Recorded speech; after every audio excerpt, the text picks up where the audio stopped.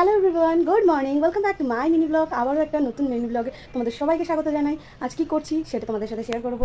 চলো, আমি তো রেডি হয়ে গেছি আর বেরিয়ে পড়ছি, কারণ আজ ছিল সোমবার, আর সোমবার করে ডাক্তারের চেক আপের ওখানে প্রচণ্ড হারে ভিড় হয়।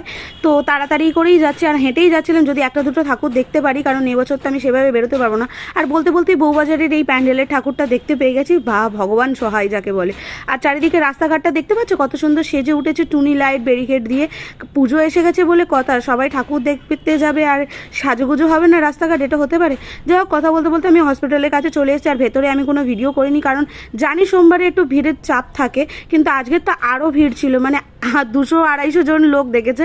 তো যাই হোক, তো আমি ডাক্তার ফাক্তার দেখিয়ে আমি বেরিয়ে চলে এসেছিলাম, আর বেরিয়ে আমি একটু ডাবের জল খাচ্ছিলাম, কারণ অনেকদিন ডাবের জল খাওয়া হয়নি। আর দেখো কত সুন্দরভাবে সেজে উঠেছে পোস্টার ব্যানারে। তো তোমরা দুর্গাপুজোয় কী করছো জানিও, আমার তো এইভাবেই বোধহয় দিনটা কাটবে। যাই হোক, আজকের মিনি ব্লগটা এইটুকু, টাটা।